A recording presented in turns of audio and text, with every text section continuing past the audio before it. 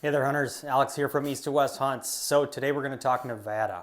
Okay, Nevada is hands down my favorite state to apply to. Okay, maybe I'm a little partial because I used to live there, but I think Nevada has the best trophy quality and some of the best game management out there. But today I just really wanted to talk about not necessarily my opinion, but the basics of the draw, how you work the draw there. Okay, so if you have never applied to Nevada, probably should. But no, it's a little bit of a higher cost or higher barrier to entry into that state, okay? And that's because of their non-resident hunting and fishing license, which is 155 bucks, right? So I always talk about that being your ticket to get into the stadium. That's the ticket cost to get into the stadium, 155 bucks. Now, the application fees are not bad, okay? So it's $11 to apply or essentially get a bonus point if that's all you want, except for elk. Elk are $16. Okay, it's the only species that costs a little bit more. So not bad when you think of that cost. However, just know that if you're applying, you're probably in for a couple $100 every year. So, that can add up. However, I think the cost is well worth the anticipation, anxiety, excitement, and everything in between if you were to draw a tag, because trust me, it's awesome to hunt there. Okay. With that said, here's a couple other things that you need to know about Nevada. Nevada is costly for some species, but not for others. Okay, so for deer, the cost for a deer tag is 240 bucks. I think that is cheap, honestly, relative to other states. So, with that said, it's a great deer state. I've seen tons of large animals, large bucks, whatever you want to call them. I think it's just good opportunity. It's good hunting. There's good genetics, good management overall. Definitely apply for it and know that that tag does not cost that much money. Okay. With that said, antelope 300 bucks, black bear 300 bucks, and then you have sheep, goat, and elk. Those are all $1,200. Okay, so that's a little bit on the pricier end when you think about those costs. Not sheep and goat necessarily, but for elk, I mean that's a costly tag, right? So just know you again are getting a trophy species under that application. If you're getting a good bull tag, you're getting a sheep tag, a goat tag. I mean it's definitely well worth the cost. Okay, so I'm pumped about that. I love it.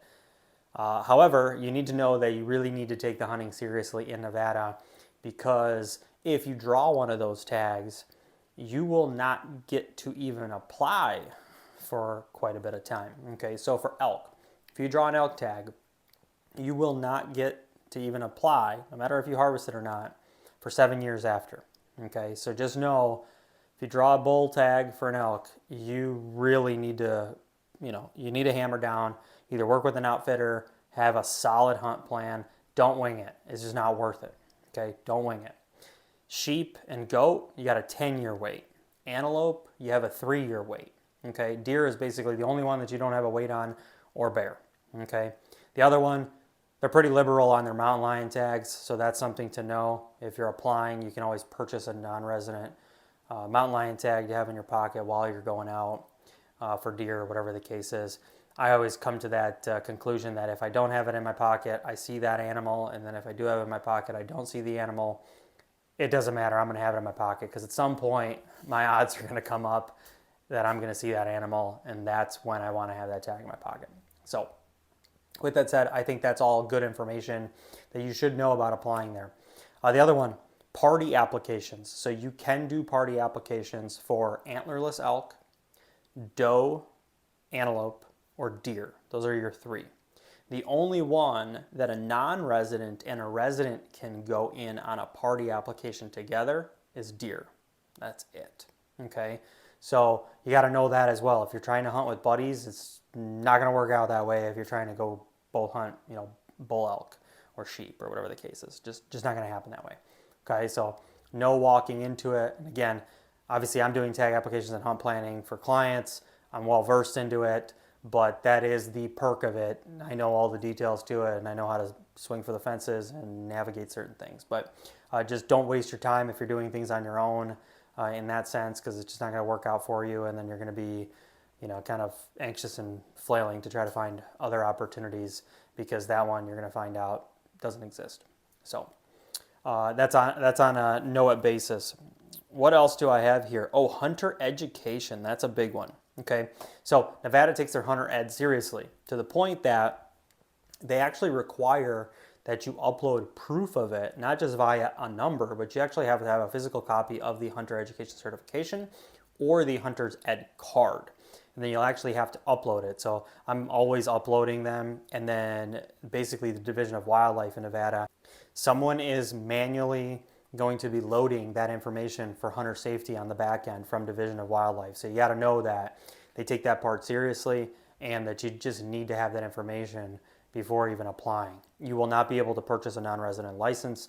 You will not be able to do anything in there aside for a look at your username and account information until that is actually verified and uploaded. Okay, so if you're a client, have your stuff ready because I don't like to chase it around. Thanks. With that said, jokes aside, the other one to know, bonus points. Okay, so it's not a preference point state. It's not a random draw state. It is a bonus point state.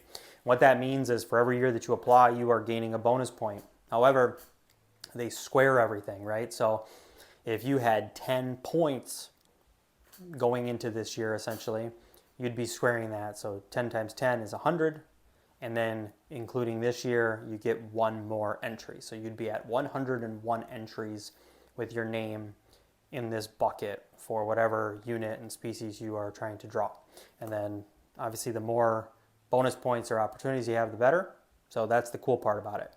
However, I think it's cool, and I actually prefer a bonus point state because you know that you have more entries, but you're also not completely out of the game with one point. And that part's huge. I mean, there's people that draw great tags with their first time that they ever apply, and there's folks that have been applying for 20 years and they still haven't gotten that tag. So it really just gives a little bit more of that opportunity out there for some of these killer tags that Nevada has to offer. Anyways, if you have any questions, comment below.